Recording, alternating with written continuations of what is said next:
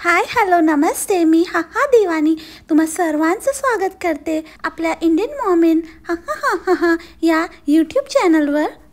तर आज आपण खेळणार आहोत कॅम्पर व्हॅन. तर आज मी तुम्हाला दाखवणार आहे आपली कॅम्पर व्हॅन आतून बाहेरून कशी दिसते आणि खूपच सुंदर आहे, खूपच मजा येते आहे आणि खूपच छान आहे. खूप भारी वाटायला आहे. कसलं भारी आहे ना हे शेटन, खूपच छान दिसते. फारच मोठी आहे आणि इथे वारं इतकं आहे ना, इतकं वारं नुसतं वाहत असतं ना.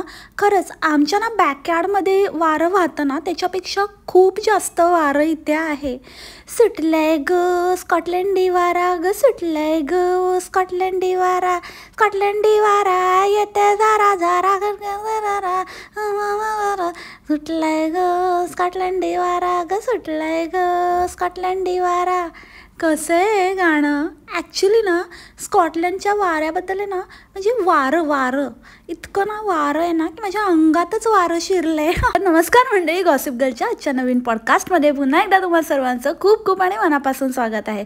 तुम्ही ओळखलंच असेल की आजचं पॉडकास्ट कोणावर आहे. आता मला वेगळं आणि इंट्रोडक्शन देण्याची आणि काही विशेष गरज वाटत नाही. मला काय वाटतं ना की कुठलंही काम जेव्हा आपण हाती घेतो ना तेव्हा आपण ते काम करण्यामागची नियत आणि दुसरी गोष्ट म्हणजे आपण सतत कसं इम्प्रूव्ह करू शकतो, कुठल्याही गोष्टीचा माज न करता आपण कसं पुढे जाऊ शकतो. कोणी आपल्याला 4 गोष्टी सांगते तर ती गोष्ट आपल्या बेनिफिटसाठी आहे की आपल्याला कोणतरी काहीतरी टॉन्ट मारतं आहे हे ओळखण्याची आपल्यामध्ये शक्ती असली पाहिजे, युक्ती असली पाहिजे, बुद्धी असली पाहिजे. आणि ती ज्या लोकांकडे नसते ना, जे सारखे आगाऊ लोक असतात त्यांना अतिशहाणे डम म्हणतात. अगं बाई, तुला ह्या गोष्टीचं बरं वाटलं पाहिजे उलट की लोक तुझ्या व्लॉगची आतुरतेने वाट बघतात. त्यांना बघायचं असतं, त्यांना वाटतं की का नाही आला आज, आणि ते तुला जेन्युइनली विचारतात. आणि तू काय ग दीडशाने त्यांना सांगते मला ना लोक असं म्हणतात की ना तू ना टाकतच नाहीस व्लॉग, तुला ना रेग्युलर टाकताच येत नाही, तू नेहमी असंच करते तसंच करते. पण इथे ना कॅम्पसाईटवर बिलकुलच इंटरनेट नसतं आणि त्याच्यामध्ये आमचं जे रोमिंग आहे ना ते पण इथे म्हणजे सॅटेलाईट ते इथलंच पकडतं ना, तर मला नाही टाकता येत. अगं बाई, excuses and excuses. You are full of excuses. किती ग ते किती नुसतं लोकांना ना असं माजोरड्यासारखं, म्हणजे त्यांचा अगदी जीव चालला आहे. तर मला ना या मंदभक्तांचं कळत नाही, कशाला असल्या फालतू लोकांना ना एवढं चढवून ठेवतात तेच मुळात मला कळत नाही. आणि हे वर आणि मास दाखवतात. म्हणजे मला एक सांगा मंडळी, ही स्वतः त्या दिवशी बोलली की तुम्ही खूप लेट व्लॉग्स बघताय, म्हणजे हे खूप जुने व्लॉग्स आहेत जे तुम्ही आत्ता बघताय. याचा अर्थ ही बऱ्याच दिवसांपूर्वी तिच्या घरी पोचलेली आहे. मग जेव्हा तू ऑलरेडी तिथे पोचलेली आहे, मग आता कसलं ग इशू? मग आता का नाही तू पोस्ट करत आहेस व्लॉग्स रेग्युलरली? आता आजचाच व्हिडिओ आला नाही का बरं नाही आला? आता जर हे जुने व्हिडिओज आहे तर ते तू स्केड्यूल करून ठेवले असशील तर ते आता धडाधड पोस्ट झाले पाहिजेत ना. मग आता का नाही होत आहेत? का असं उल्लू बनवते? एकदा म्हणते की मी जुने व्लॉग पोस्ट करते, तुम्ही जे बघताय ते खूप आधीचे व्लॉग्स आहेत, आणि एकदा म्हणते की एकदा असं दाखवण्याचा प्रयत्न करते की मी एकदम रेग्युलर व्लॉग पोस्ट करते, म्हणजे कालचाच व्लॉग तुम्ही आज पाहत आहात. का मिसगाईड करते लोकांना? एक तर तुझी ना ती गावखेड्यातली पब्लिक, त्यांना तर म्हणजे काय, आम्ही कधी बघितलंच नाही, तुझ्यामुळे आम्हाला बघायला मिळालं. आता मी तिच्या पब्लिकचा पण आवाज तिच्यासारखाच काढते काय, मला पण ना म्हणजे तिची पब्लिक पण म्हणते की काय आम्ही कधी बघितलंच नाही, तुझ्यामुळे आम्हाला बघायला मिळालं, आणि खरंच तुम्ही भारी आहात एकदम, आणि हे व्हॅन वगैरे असं आमचं कधीच होऊ शकत नाही, आम्ही स्वप्नातच बघतोय असं वाटतं वगैरे. म्हणजे तुम्ही विचार करू शकता बाबा, हिच्या ना पब्लिकला काही म्हणजे काही कशाचं नवल वाटू शकतं. दुसरी गोष्ट म्हणजे प्रनन्सिएशनवरून मी असंच बोलणार, ह्या जागेचं नाव हे आहे, मला जसं येतं तसंच मी बोलणार. मला ना बरेच लोक असं काय काय बोलतात पण मी त्याच्याकडे लक्ष देत नाही, मला ना काही फरक पडत नाही, मला जसं बोलायचं आहे तसंच मी बोलणार. हे त्याचं प्रनन्सिएशन असू दे नाही तर आणि काही वेगळं असू दे. अगं कसला हा माज ग चिमकांडे, इतकं काय माज, म्हणजे ह्याला माजच म्हणणार ना, आणि काय म्हणणार? लोक तुला काहीतरी चांगलं इम्प्रूव्ह करण्यासाठी, माणूस तोच पुढे जातो जो सतत प्रयत्नशील असतो. इम्प्रूव्हमेंट आणण्यासाठी. जर मी अशीच आहे, मी अशीच राहणार, मी अशीच वागणार, मी असंच करणार, हे ना, हे फक्त आणि फक्त ना नुसतं नशिबाच्या जोरावर जी उड्या मारतेस ना, हे नशीब फक्त फार काळ नाही टिकत. ह्याचं काही भरोसा नसतो. म्हणजे असं कधी होऊ नये, देव करो सर्वांचं सगळं चांगलंच व्हावं, पण इतका माज करू नकोस का बाई. जिथे काहीतरी शिकण्याचा स्कोप असतो, जिथे काहीतरी नवीन करण्याचा स्कोप असतो, तिथे करा ना तुम्ही. प्रत्येक गोष्ट का तुम्ही निगेटिव्हली घेता आणि स्वतःला इन्फ्लुएन्सर म्हणून घेता? मग ह्याच्यामध्ये इन्फ्लुएन्स करण्यासारखं काय आहे सांगा? मग तुम्ही लोकांना चुकीचं इन्फ्लुएन्स करत आहात. तुम्ही जर चुकीचं प्रनाऊन्स केलं किंवा तुम्ही चुकीच्या काही गोष्टी केल्या आणि सांगितलं की मी अशीच आहे, मी अशीच वागणार, भलेही चुकीचं असलं तरी चालेल, पण मला असंच करायचं आहे, कारण तुम्ही मला सांगताय इम्प्रूव्ह करायला, तर तुम्ही मला शिकवायचं नाही. मग तुझ्याकडनं लोक काय शिकणार? चुकीचं वागायचं, असं उद्धटपणे वागायचं आणि असं लोकांना डिसरिस्पेक्ट करायचं. अगं बाई, तू स्वतःला आधी ना झाकून बघ की आपल्यामध्ये स्वतःच्यामध्ये किती ॲटिट्यूड आहे, किती माज आहे, आणि नंतर तू ना शाहिद कपूरला बोल. तू इतकी बोलत होतीस ना, मोठी मोठी गोष्टी करत होतीस की त्याला ॲटिट्यूड आहे, त्याला हे आहे.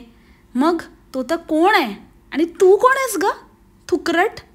तुला कसला एवढा ॲटिट्यूड? मग त्याला नसेल? Lol, joke. आणि मी म्हणाले ना मंडळी मगाशी स्टार्टिंगला की नियत, आपण ज्या नियतने काम करतो, जे आपला मोटिव्ह असतो कुठल्या गोष्ट करण्यामागे, तो पण खूप इम्पॉर्टंट असतो. तर हिने हे जे कॅम्पर व्हॅनचा ह्याचा त्याचा जो घाट घातला ना, तो कोणाला तरी डिवचण्यासाठी घातला, फक्त आणि फक्त कोणाशी तरी कॉम्पिटिशन. तर ही सतत कॉम्पिटिशनची भावना, कॉम्पिटिशन हे नेहमी हेल्दी असावं. आता माझ्याही फ्रेंड्स आहेत, तुम्हाला माहिती आहे की टचवूड म्हणजे नजर न लागो आपल्या ह्याच्यामध्ये, आमच्याच म्हणजे रोस्टिंग रिॲक्शनमध्ये, पण आमच्यामध्ये हेल्दी कॉम्पिटिशन चालतं. असं नाही आहे की आमच्यामध्ये कॉम्पिटिशन नाही आहे, पण हे जळकुकडेपणाची भावना नाही आहे की मी हिला हे नाही देणार, मी हिला माझ्या पुढे जाऊ देणार नाही, मी हे शेअर नाही करणार, मी ते शेअर नाही करणार. एखादा पॉईंट मी मिस केला तर मी माझ्या फ्रेंडला सांगते की बाई मी मिस केला हा पॉईंट, पण तू नक्की घे हा. कधी तिने केलं तर ती मला सांगते. ह्या गोष्टी असतात मिळून मिसळून, काही गोष्टी मिळून मिसळून केल्या जातात, काही गोष्टी नॅचरली, काही गोष्टी आपण इतकं पण म्हणजे अति हे नाही करू शकत. आपल्या प्लेसने आपलं चॅनल ग्रो करण्याचा नक्कीच प्रयत्न करावा. पण ही जी घाणेरडी वृत्ती आहे ना, ही जी तुमच्यामध्ये दिसून येते, ती खूप घातक आहे, ती खूप घातक ठरू शकते. दिस इज कॉल्ड डर्टी कॉम्पिटिशन. का नाही? का आता तू जिथे राहतेस ॲक्च्युअलमध्ये तिथे आजूबाजूला असंच वातावरण आहे. इनफॅक्ट आता काही दिवसांनी कॅलिफोर्नियामध्ये पण मोरओव्हर सेमच वातावरण होईल. म्हणजे जिथे ती राहते तिथे आजूबाजूचा परिसर जो आपण बघतो तो मोरओव्हर सेमच आहे. जास्त काही म्हणजे असा ह्यूज डिफरन्स नाही आहे. आणि ते rainbow sighting and all that अशा जागा US मध्ये पण भरपूर आहेत. पण फक्त आणि फक्त कोणाशी तरी कॉम्पिटिशन म्हणून आम्ही आलो तिकडे इंग्लंडला. आणि दुसरी आणि महत्त्वाची गोष्ट म्हणजे ते कॅम्पर व्हॅनचं पण सगळा घाट त्याच्यासाठीच घातलेला होता. आणि नंतर मग ते अक्षरशः चेहऱ्यावर दिसत होतं की यार ह्या कॉम्पिटिशन पायी मी हे केलं, पण हे खूपच टायरिंग झालं. आणि हे मुळातच आहे ना, मलाही ह्या गोष्टी पटत नाहीत की कुठेतरी फिरायला वगैरे आपण गेलो, एक लिजर टाईम स्पेंड करायला गेलो आहे तर एन्जॉय करा. त्या घरच्या बाईला पण मस्त असं काहीतरी वेगळं पण असलं पाहिजे ना.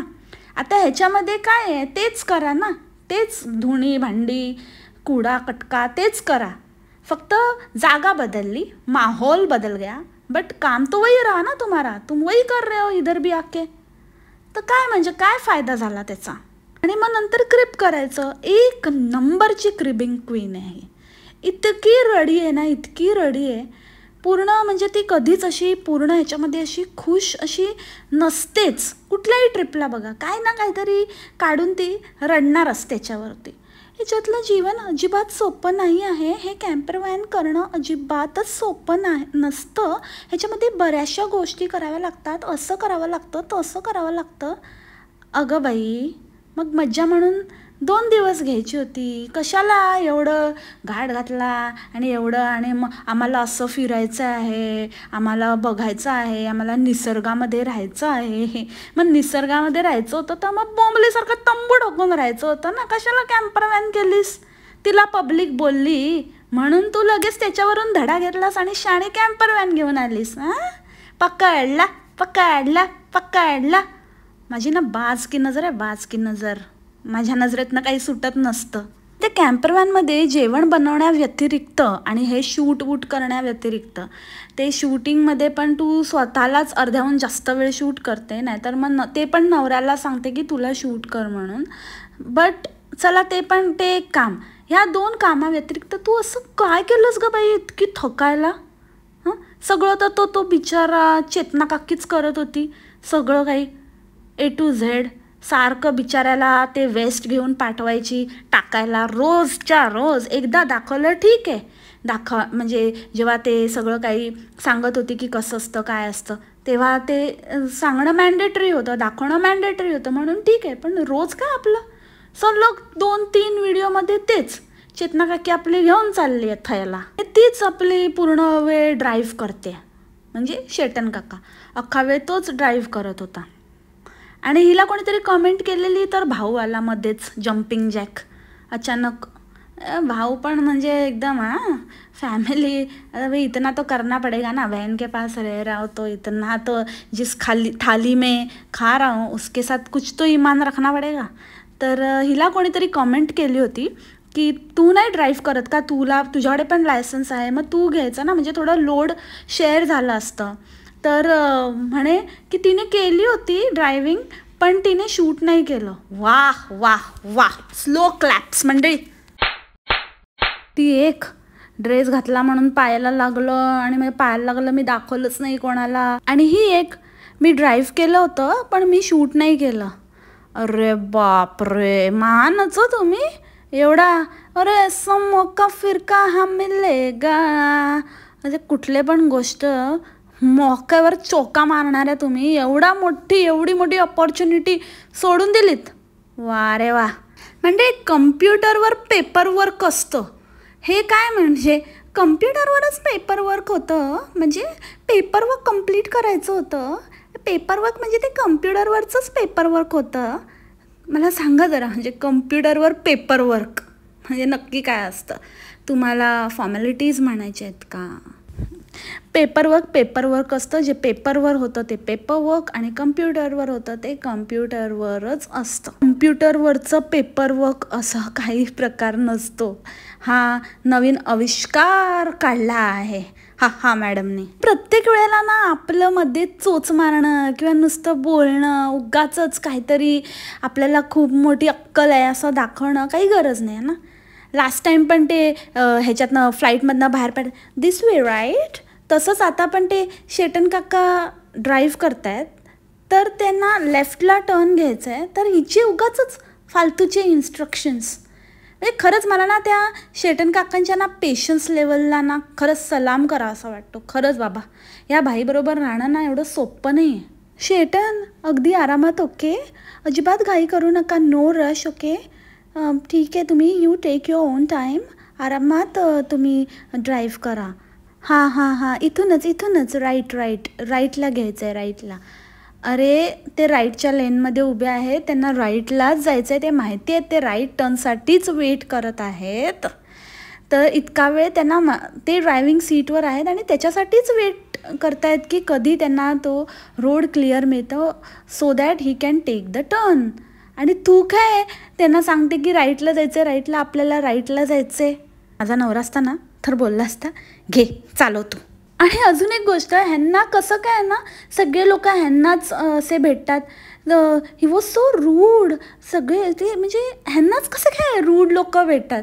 ह्यांना असं वाटतं कारण हे स्वतः तसे आहेत. एक तर ह्यांना ना काय माहिती, लोकांना ना विचारण्यामध्ये, जर आपल्याला एखादी गोष्ट नाही माहिती तर ती विचारण्यामध्ये कसली लाज वाटते ना, कसला कमीपणा वाटतो तेच मला कळत नाही. आता हे डॅम शुअर हे कोणाला न विचारता स्वतःचीच अक्कल नाही, तर ही आहे ना आपली हिरोईन, मला सगळं माहिती आहे, मी सगळं बघितलेलं आहे, मी सांगते ना, चला इथून चला, आणि मग कुठेतरी चुकीच्या व्ह्यू पॉईंटला घेऊन गेली. आणि मग तिथून मग परत दुसरीकडे जायचं होतं, मग पळापळ. मग मुलांना शेटन घेऊन येत आहेत हळूहळू. मी आता इथे पोचली आहे. सॉरी, मला खूपच दम लागला आहे आणि चेहरा बघा कसा लाल लाल झाला आहे. लाल लाल? मला तर काय नाही दिसत आहे लाल लाल. स्वतःच उगाचच, म्हणजे मी किती क्यूट आहे, मी किती घरी घरी आहे, लगेच लाल लाल होते.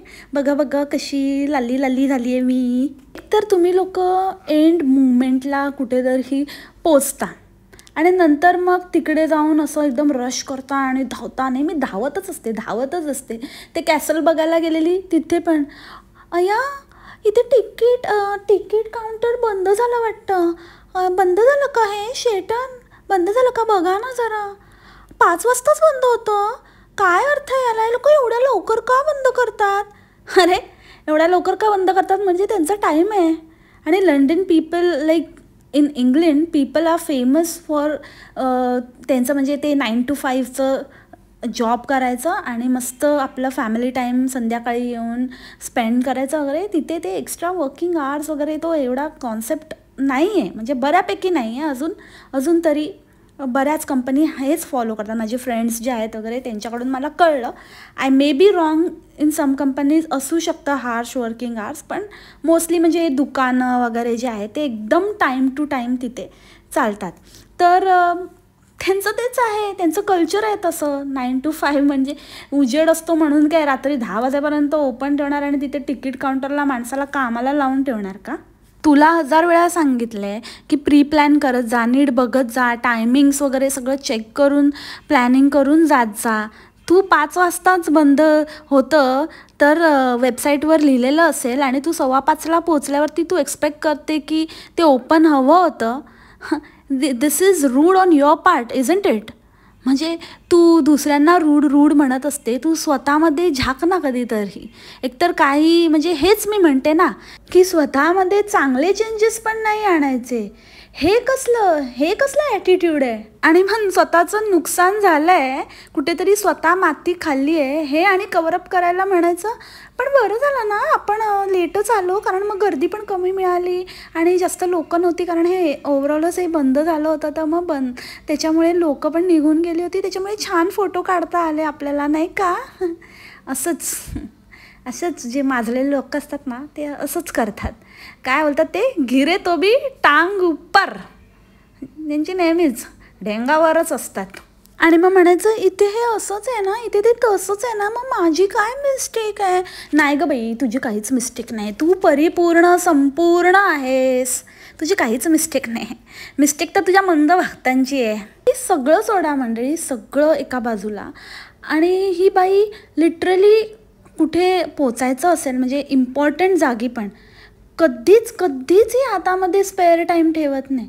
एअरपोर्टसारख्या ठिकाणी पण म्हणजे हिची हिस्ट्री राहिली आहे, काय ना काहीतरी गोंधळ होतोच. लास्ट मोमेंटला पळत असते. काय गरज आहे ना? ते तर तुम्हाला कन्फर्म माहिती आहे की आपलं फ्लाईट कितीचं आहे, काय आहे, तर तिथे तरी वेळेत पोचा. आणि दुसरं म्हणजे जराही स्मार्टनेस नाही. लास्ट टाईम पण ती ट्रेनमध्ये चढताना ते जे हे होतं काय बोलतात त्याला, आपलं प्रॅम, ते प्रॅम तुम्ही ट्रेनमध्ये चढवून त्याच्यानंतर ते फोल्ड करू शकत होतात. ते तिथेच खालीच अगदी ट्रेन स्टेशनवर गोंधळ, ते प्रॅम बंद होत नाही आहे, ते असं नाही होत आहे. आता शेटनची ट्रेनच चुकली असती, हे झालं असतं. अरे थोडं डोकं वापरा ना. म्हणून मी लास्ट टाईम म्हणालेली की ते शेटनचं मला काय कळतच नाही. म्हणजे एक असतं की नर्ड वर्क आणि एक असतं smart work. So I don't think he is smart enough. म्हणूनच तर हिच्या जीवावर हिच्या प्लॅनिंगने चालत असतो आणि मग असा अटकतो, फसतो, पळत राहतो मुलांना घेऊन. आता त्यांना कनेक्टिंग फ्लाईट घ्यायची होती आणि इतकंच जर तुम्हाला JFK एअरपोर्टवरूनच तुमचं जर कनेक्टिंग फ्लाईट होतं तर तुम्हाला माहिती होतं ऑब्व्हियसली की you are going go to JFK airport. तर मग तिथे जर तुम्ही जाणारच होत आहात आणि इतकं जर तुम्हाला भरून येणार होतं, इतकंच बहिणीची आठवण येणार होती, बेबीची आठवण येणार होती, तर मग जरासा अजून स्पेअर टाईम काढायचा आणि 2 दिवस बहिणीला भेटून मग पुढे जाऊ शकत होते, नाही का? किंवा मग लेओव्हर, जास्त लेओव्हर असलेली फ्लाईट घ्यायची सो दॅट ते आले असते तुम्हाला भेटायला किंवा काहीतरी करता आलं असतं. म्हणजे इच्छा तिथे मार्ग असतो. मग तिथे पोचल्यावरती उगाचच असं म्हणजे ते ड्रॅमॅटाईज करायचं, उगाचच बोलायचं की आता इथे आल्यावर आहे ना असं वाटतंय की ती असली असती तर तिला भेटता आलं असतं तर खूप छान झालं असतं ना, बच्चूची आठवण येते, बाबूला पण बघता आलं असतं तर खूपच मस्त भारी वाटलं असतं ना शेटन. मग करायचं होतं ना, कोणी थांबवलं होतं तुम्हाला. आणि दुसरी गोष्ट, तिथे आमचं फ्लाईट तसं वेळेवर आलं होतं पण मी तर घाबरलेच. आता काहीही नाही ना, एव्हरी टाईम हिला काही ना काहीतरी एअरपोर्ट इश्यू दाखवायचा असतो, पण ह्या वेळेला बऱ्यापैकी स्मूथ होतं तर त्याच्यामुळे आता काही बोलण्यासारखं नाही. मग आता हे काढलं, आमचं फ्लाईटच आलं होतं पण मी ना घाबरूनच गेले कारण का गेटच मिळत नव्हतं. आणि आता मग दुसऱ्या फ्लाईटला लेट होणार तर आता पळापळ आता मी फास्ट चालली आहे. अहो बाबा, कधी पण म्हणजे काही होऊ शकतं, फ्लाईट डिले होऊ शकतं. आता ते गेटचा प्रॉब्लेम होता, जर डिले झालं असतं तर. म्हणून 2 फ्लाईटमध्ये ना आम्ही पण आता जेव्हा मी तुम्हाला सांगितलं ना माझं, तेव्हा जेव्हा आम्ही काश्मीरवरनं आलो, आम्ही 1 दिवस मुंबईत राहिलो आणि मग नंतर आम्ही नेक्स्ट डे मुंबईवरून फ्लाईट घेतली. सो त्या दिवशी कनेक्टिंग फ्लाईट नव्हत्या असं नाही आहे, दिल्लीवरून होत्या, मुंबईवरून होत्या, बट स्टील आम्ही ते नाही घेतलं कारण वेदर कंडिशन्स वगैरे कधी काही होऊ शकतं. अगदी 3-4 तासाचा डिफरन्स पण तुम्हाला भारी पडू शकतो. म्हणजे एक फ्लाईट होती जी म्हणजे आम्ही लँड 12 वाजता होणार होतो मुंबईला आणि आय थिंक 3:30ची नेक्स्ट फ्लाईट होती. ती आम्ही विचार करत होतो बट स्टील आम्ही ते स्किप केलं. आम्ही म्हटलं नको उगाचच ती डिले झाली तर. इंटरनॅशनल फ्लाईटला जनरली 3 तासाचा तुम्हाला हे ठेवावाच लागतो गॅपमध्ये, तर मग उगाचच वांदे होतील. सो बेटर आपण 1 दिवस मुंबईला हॉल्ट घेऊया आणि मग आपण दुसऱ्या दिवशीची तिकीट काढूया. सो जर थोडंसं डोकं वापरलं, थोडं प्लॅनिंगने चाललं ना, सगळं काही व्यवस्थित होतं. आता इतके दिवस घराबाहेर होतात तर एकदम काही अडलं नव्हतं. इतकं गळापर्यंत येईपर्यंत असं उपट भरेपर्यंत असं कट असं आत्ताच घरी पोचलं पाहिजे, राईट. आणि घरी गेल्यावर आता आम्हाला परत आहे ना, आम्हाला जेटलॅगचा प्रॉब्लेम होणार आहे. आता बघूया कसं ते. आता आम्हाला तर आता झोपेचं परत सगळं शेड्यूल परत चेंज झालं आहे. तर मग कशाला जायचं आपण, नाही झेपत तर नाही जायचं. मग एक काम करायचं, आता हेच कारण येणार आहे की आमचं झोपेचं असं होत होतं तर ते करण्यातच मग असं झालं तसं झालं म्हणून मग मी व्हिडिओज नाही टाकू शकले ते. तर त्यापेक्षा आजूबाजूलाच एवढ्या छान कंट्री आहेत ना, मेक्सिको आहे, कॅनडा आहे, तिकडे जायचं, तिथे एक्सप्लोअर करायचं. तिथे पण ऑलमोस्ट सेमच आहे सगळं, जास्त जेटलॅगचा त्रास नसता झाला. पण नाही बाबा, आम्हाला जायचं आहे. आम्ही काय त्यांच्यासारखे गरीब नाही आहोत. तिथेच असं तिथल्या तिथेच विजा फ्री फिरण्यासाठी आम्ही विजा काढून जातो, असं आहे. आणि ना ते अजून पण मला एक क्वेश्चन मार्क आहे मंडळी, की लास्ट टाईम तिला लोक म्हणत होते ना की तू इंडियाला का नाही आली, आणि तेव्हा ती म्हणाली की व्हिजा प्रोसेसमध्ये आहे म्हणून आम्ही नाही इंडिया प्लॅन केलं. तर ही तर इंडियन सिटिझन आहे ना, मग व्हिजा कसला प्रोसेस करते? मुलांचा असेल का? पण मुलांचं पण मग ते OCI पासपोर्ट असतो ना, काय माहिती. म्हणजे असं इट्स जस्ट अ गेस. आणि मी माझ्या काही फ्रेंड्सना आणि माझे जे यूट्यूब फॅमिली मेंबर्स आहेत जे US मध्ये आहेत त्यांच्याशी कन्सल्ट केलं तर त्यांना पण हा क्वेश्चन आहे. पण इट्स जस्ट अ गेस की म्हणजे असं आम्हाला पण असं वाटतं की OCI पासपोर्ट असेल तर मुलांचा पण प्रश्न नाही पडला पाहिजे. नसता तरी कोणाचा तरी तुम्हाला आता व्हिजा लावायला लागलाच ना. जसं की आता UKला जाताना तुम्हाला स्वतःचा व्हिजा लावायला लागलाच. मग जर तो हातात येऊ शकतो व्हिजा टाईममध्ये, त्या टाईम स्पॅनमध्ये, तर इंडियन व्हिजा मुलांचा आलाच असता जरी OCI पासपोर्ट नाही आहे तरी पण, नाही का. कधी आहे ना, ती करणार ते मी नाही करणार, मी तिच्यापेक्षा काहीतरी वरचढ करून दाखवण्यामध्येच आहे ना आपली माती होते. आता तेच झालं आहे. त्याच्यामुळे मग ते ना असं चिबो झाला, पोपट झाला. इंडियाला येऊन लाखांमध्ये व्ह्यूज छापते आणि मी बघा एवढा खर्च केला, एवढं केलं, तर माझं काय झालं, टॅ फिस. असं जैसे जिसका नसीब, नसीब से ज़्यादा और किस्मत से पहले किसी को कुछ नहीं मिळता. बरोबर की नाही मंडळी? एनिवे जाता जाता तुम्हा सर्वांना भारतीय स्वतंत्रता दिवसाच्या खूप खूप शुभेच्छा, मनापासून शुभेच्छा. जय हिंद, जय महाराष्ट्र. तर ह्याच नोटवर आजचं पॉडकास्ट इथेच थांबवते. आय होप तुम्हाला आवडलं असेल. भेटूया आपल्या नवीन पॉडकास्टमध्ये उद्याच्या भागात. तोपर्यंत खा प्या मस्त राहा आणि स्वस्थ राहा. Take care. Bye bye. मासलामा.